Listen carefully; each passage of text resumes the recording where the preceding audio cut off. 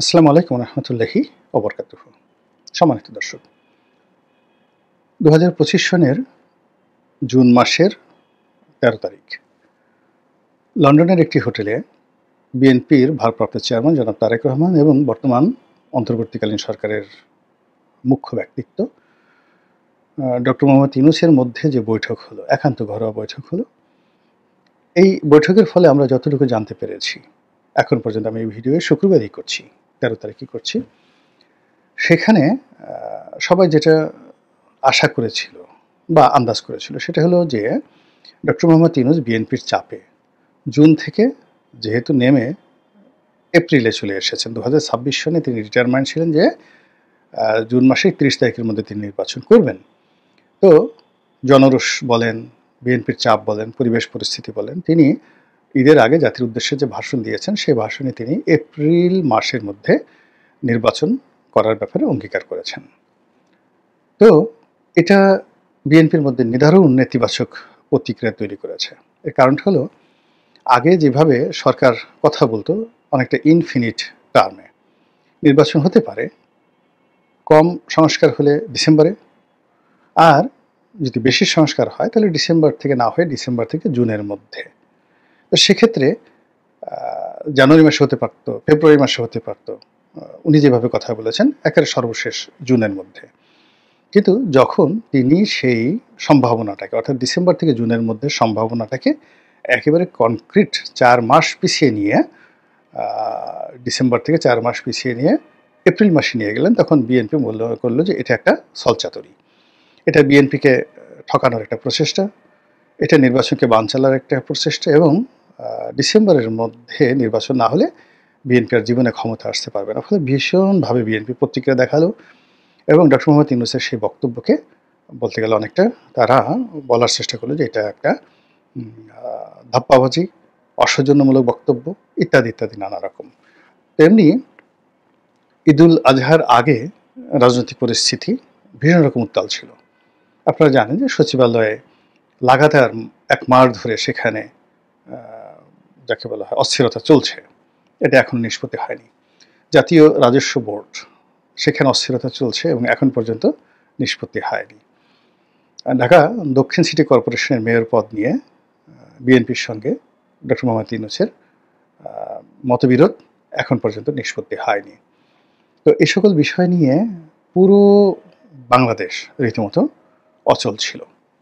এর বাইরে সেনাপ্রধানের সঙ্গে ডক্টর মোহাম্মদ ইউনূসের মনস্তাত্ত্বিক দূরত্ব, বঙ্গভবনের সঙ্গে যমুনার মনস্তাত্ত্বিক যুদ্ধ, ভারত এবং আমেরিকার বলয়ের মধ্যে টানাটানি, এবং করিডোর নিয়ে, তারপরে চট্টগ্রাম বন্দর নিয়ে যে সমস্যা, এর ফলে পুরো ঈদুল আজহার আগের যে সময়টি সারা বাংলাদেশ কার্যত অচল ছিল।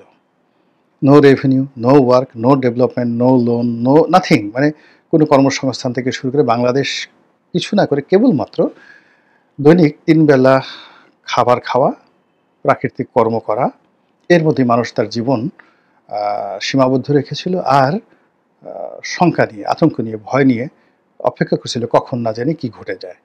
তারা একবার উত্তরপাড়ার দিকে তাকায়, একবার যমুনার দিকে তাকায়, একবার দক্ষিণ সিটি কর্পোরেশনের দিকে তাকায়, আর একবার এরশাকের দিকে তাকায়, আবার উপদেষ্টাদের দিকে তাকায়। আসলে এই জিনিসগুলো যখন চলছিল তখন ঈদের একটা লম্বা ছুটি, 10 দিন।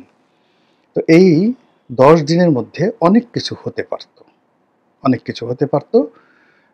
এর কারণ হলো যে মানুষ গ্রামে চলে গেছে, রাজধানী অনেকটা ফাঁকা।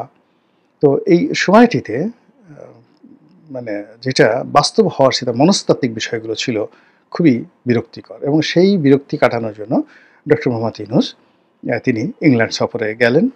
বলা হয়ে থাকে এটা পুরস্কার নেওয়ার জন্য, কিন্তু আমার কাছে মনে হয়েছে যে তিনি একটু নিঃশ্বাস নিতে চাচ্ছিলেন, লন্ডনের মাটিতে একটু নিঃশ্বাস নিতে চাচ্ছিলেন। তো সেখানে তিনি গেলেন। তো সেখানে যাওয়ার পরে যখন তারেক রহমান সাহেবের সঙ্গে তার একটা বৈঠক নির্ধারিত হলো, তখন সবাই বিএনপির যারা শুভার্থী বলে দিল যে মিটিংটা আসলে বিএনপির জন্য ভালো হবে না। সবাই কিন্তু নিষেধ করেছে।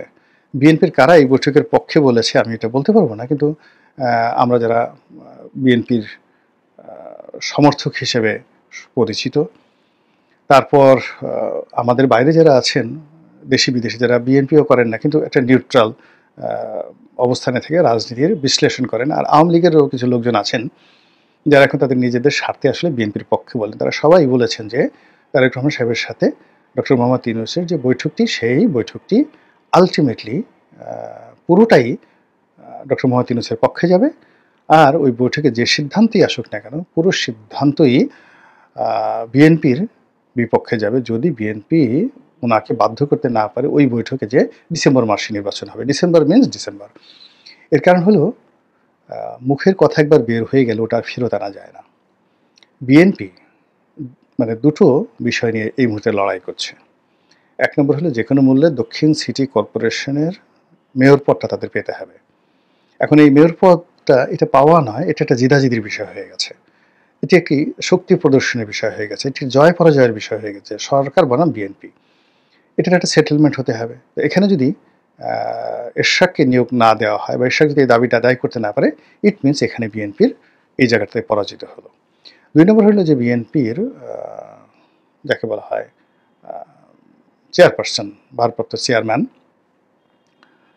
এবং চেয়ারপারসন বেগম খালেদা জিয়া, নিঃসন্দেহে তারা চিন্তা ভাবনা করে কথাবার্তা বলে সর্বশেষ যে বৈঠকটা হলো, বিএনপির যে সমাবেশ হলো, মহাসমাবেশ, তারুণ্যের মহাসমাবেশ, তো সেখানে জনাব তারেক রহমান সাহেব যখন ডিসেম্বর মাসে নির্বাচন হতে হবে এই কথা বলে সরকারকে একেবারে ফাইনাল বলে দিলেন যে হবে না, এর বাইরে হবে না। এবং যা হয়, বিএনপির শীর্ষ পর্যায়ের থেকে যখন এরকম একটা সিদ্ধান্ত এলো, বিএনপি সব নেতারা বললেন যে ডিসেম্বরের মধ্যে যদি নির্বাচন না হয় তারা নিজেরাই শিডিউল ঘোষণা করবেন, তারপর শেষে এটা করবেন ওটা করবেন। তো সেই যে একটা বিএনপির মধ্যে একটা জিহাদি জোশ, এই জিহাদি জোশটি যদি বিএনপি আফুল করতে না পারে তাহলে এই সরকারের কাছ থেকে বিএনপি আসলে কিছুই পাবে না। আর সরকার যদি যে কোনোভাবে বিএনপিকে এই ডিসেম্বরের বাইরে নিয়ে জানুয়ারি মাসে নিতে পারে, জানুয়ারির 1 তারিখে নিতে পারে, ফেব্রুয়ারি মাসে 1 তারিখে নিতে পারে, ওটা সরকারের একটা ক্রেডিট। এবং সেই কাজটি কিন্তু সরকার এই তারেক রহমান সাহেবের সাথে বৈঠকে করে ফেললো। এখন বৈঠকের আগে যারা মানে রাজনৈতিক বিশ্লেষক তারা সবাই বলার চেষ্টা করেছেন যে এখানে একটা মাঝামাঝি জায়গায় আসবে ফলাফল, অর্থাৎ ফেব্রুয়ারি মাসে হবে। এখন দেখুন, ফেব্রুয়ারি মাসে নির্বাচনের কথা কিন্তু জামাত বলেছে। জামাতের কথা মানে এনসিপির কথা, আর এনসিপির কথা ডক্টর মোহাম্মদ ইউনূসের কথা। কিন্তু ঘুরে ঘুরে এই যে একটা বৈঠক হলো ঢাক ঢোল পিটিয়ে, এবং সেখানে সেই জামাতের ফাঁদেই বিএনপি পা দিল। এবং সবচেয়ে বড় ব্যাপার হলো যে এখানে যে কথাটি ডক্টর মোহাম্মদ ইউনূস বলেছেন, এটি বিএনপির জন্য রীতিমতো একটা মরণ ফাঁদ। সেখানে বলেছেন, প্রেসে আমরা যেটা দেখলাম যে ফেব্রুয়ারি মাসে নির্বাচন হতে পারে শর্ত সাপেক্ষে। এবং এখানে তারেক রহমান সাহেব যে বক্তব্য দিয়েছেন সেটা হলো যে যদি নির্বাচনটা এপ্রিলে হয়, ওই সময় একটা আবহাওয়া বিরূপ থাকবে, রোজা একটা চাপ থাকবে, ঈদের একটা চাপ থাকবে, ওর মধ্যে ইলেকশন হবে না, তারাবির নামাজ থাকবে। তো এটার উত্তরে ডক্টর মোহাম্মদ ইউনূস বলেছেন, হ্যাঁ তা তো বটেই, তা তো বটেই, ঠিক ঠিক ঠিক। এবং এই কথা শুনে বিএনপির লোক মহা খুশি যে হ্যাঁ, তারেক রহমান সাহেবের এই বক্তব্যে তিনি একমত প্রকাশ করেছেন। সেকেন্ড থিং হলো যে ফেব্রুয়ারি মাসে যে নির্বাচন, সে নির্বাচনটা তো ফেব্রুয়ারি মাসে, ওটা তো বিএনপির দাবির মধ্যেই ছিল না, ওটা জামাতের দাবি, বিএনপি তো সেটা মানেনি। আর ওটা ডক্টর মোহাম্মদ ইউনূসের দাবি। এখন সেটা বিএনপি কে রাজি করার জন্য তারা তো অনেক আগে থেকেই ফেব্রুয়ারি মাসে নিঃশর্তভাবে আনকন্ডিশনাল ইলেকশন দেওয়ার জন্য মনে মনে তারা প্ল্যান করে রেখেছে, এবং সেভাবেই তারা প্রচার চালাচ্ছে। জামাতের মুখ দিয়ে তারা আগে বলাচ্ছে, অন্যান্য লোকের মুখ দিয়ে আগে বলাচ্ছে যে একটা ফেব্রুয়ারি মাসে নির্বাচন হতে পারে গ্রহণযোগ্য, এটা ফেব্রুয়ারিতে হলে ভালো হয়।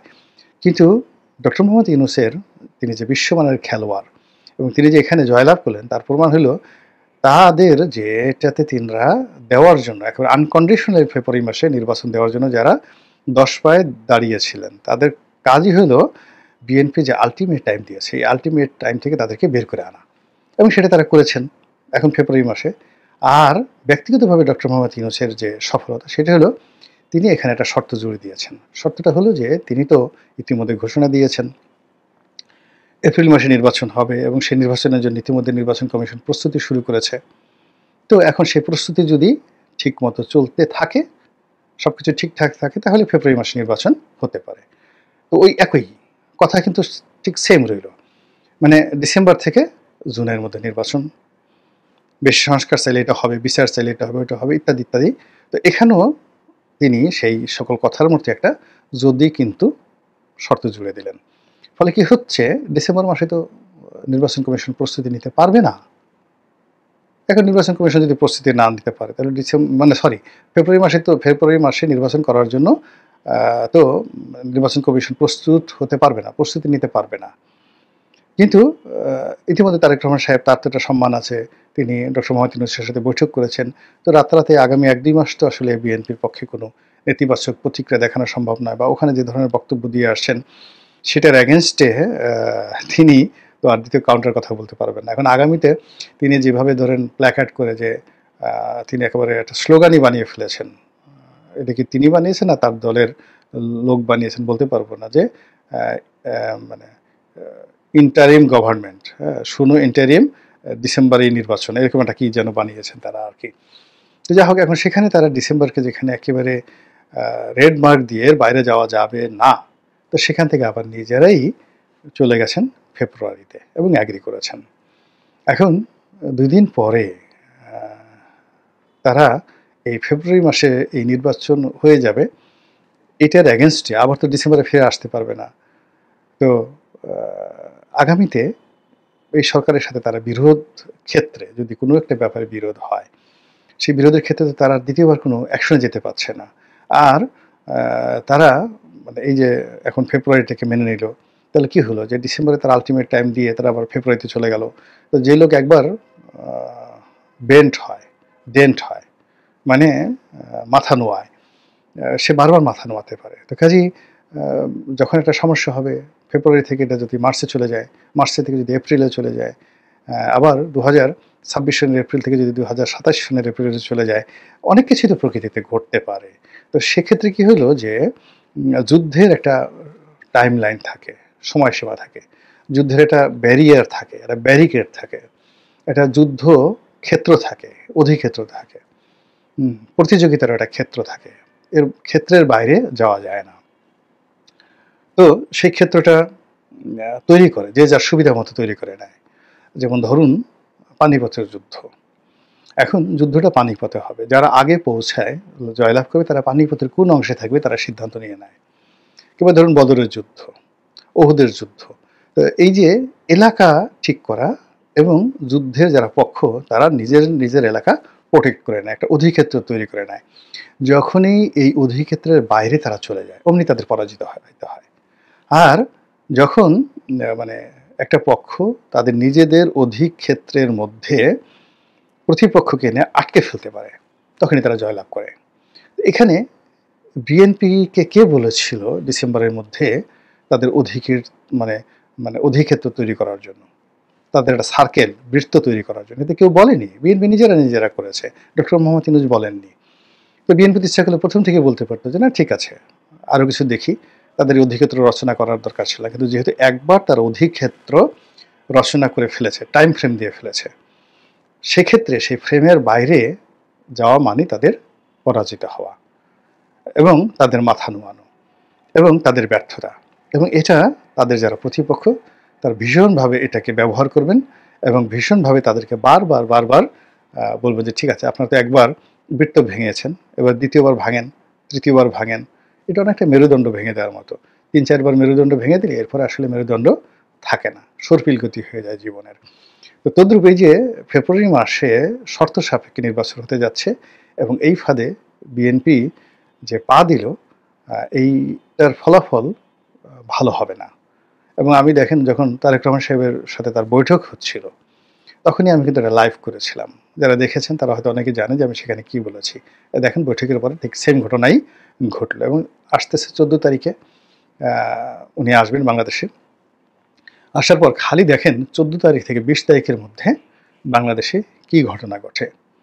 ডক্টর মোহাম্মদ ইউনূস তার কথায় কতটা অবিচল থাকতে পারেন, আর জনাব তারেক রহমান তার কথায় কতটা অবিচল থাকতে পারেন, সেটা আপনারা এই আগামী ১ সপ্তাহের মধ্যে দেখতে পাবেন। আল্লাহ আমাদের সবাইকে হেদায়েত দান করুন এবং হেফাজত করুন। আসসালামু আলাইকুম ওয়া রাহমাতুল্লাহি ওয়া বারাকাতুহু।